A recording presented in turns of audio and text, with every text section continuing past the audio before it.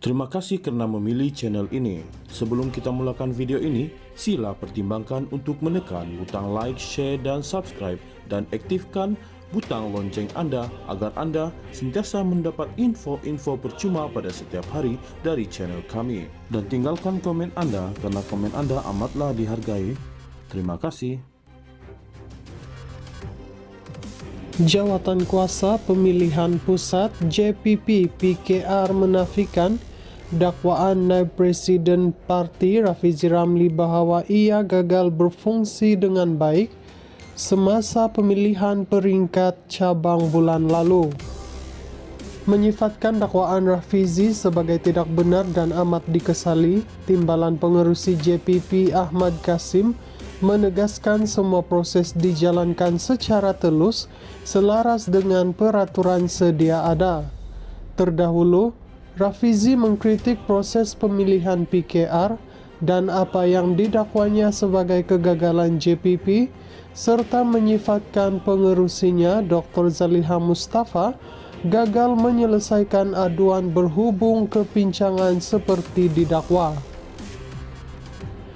Menolak dakwaan Rafizi, Ahmad berkata setiap aduan dan bantahan yang dikemukakan telah diberi perhatian serius serta ditangani secara profesional dan adil. Dia turut memaklumkan Majelis Pimpinan Pusat MPP PKR pada 23 Februari lalu telah meluluskan peraturan pemilihan yang kemudiannya disahkan oleh Biro Politik pada 3 Mac. Katanya lagi, Rafizi adalah sebahagian daripada MPP dan Biro Politik dan perkembangan penting dilaporkan secara berkala kepada MPP. Justru, mustahil Rafizi tidak mengetahui langkah-langkah yang telah diambil. Peraturan secara jelas menetapkan setiap bantahan atau rayuan hendaklah disertakan dengan bukti yang mencukupi dan beban pembuktian terletak pada pihak yang mengemukakan bantahan atau rayuan, katanya dalam kenyataan semalam. Sepanjang tempo pelaksanaan pemilihan, JPP telah menerima 289 bantahan dan aduan yang merangkumi pelbagai peringkat proses, termasuk pencalonan, bantahan terhadap pencalonan, rayuan, pemuktamadan, senarai calon, kempen, dan proses pengundian.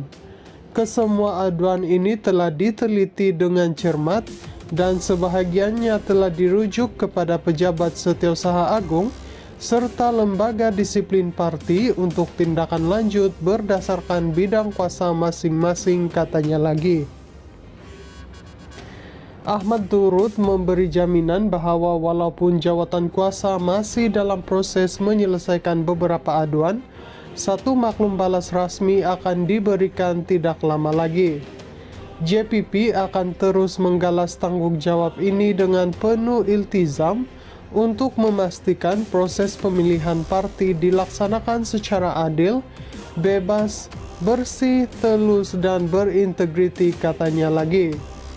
Jawatan Kuasa Pemilihan Pusat JPP PKR menafikan dakwaan naib Presiden Parti Rafizi Ramli bahwa ia gagal berfungsi dengan baik semasa pemilihan peringkat cabang bulan lalu.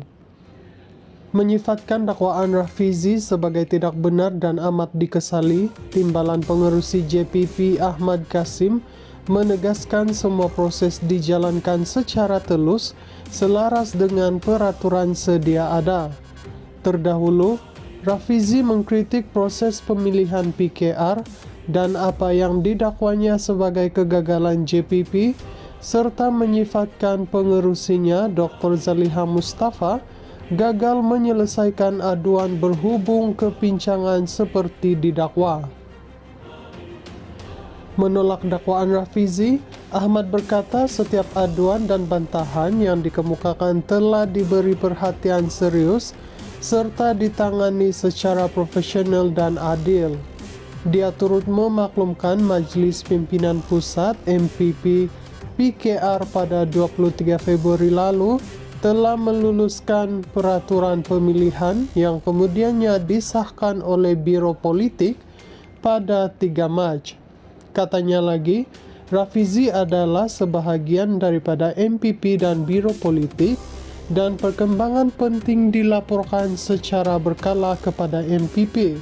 Justeru, mustahil Rafizi tidak mengetahui langkah-langkah yang telah diambil.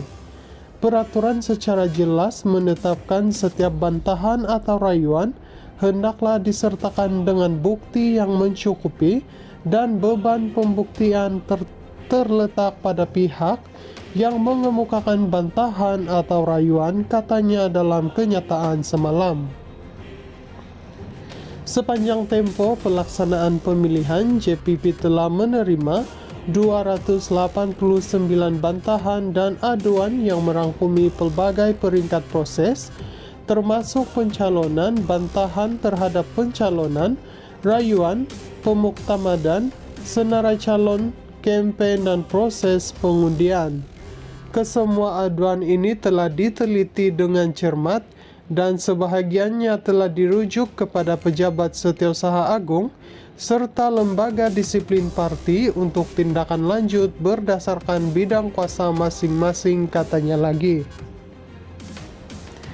Ahmad turut memberi jaminan bahawa walaupun jawatan kuasa masih dalam proses menyelesaikan beberapa aduan, satu maklum balas rasmi akan diberikan tidak lama lagi.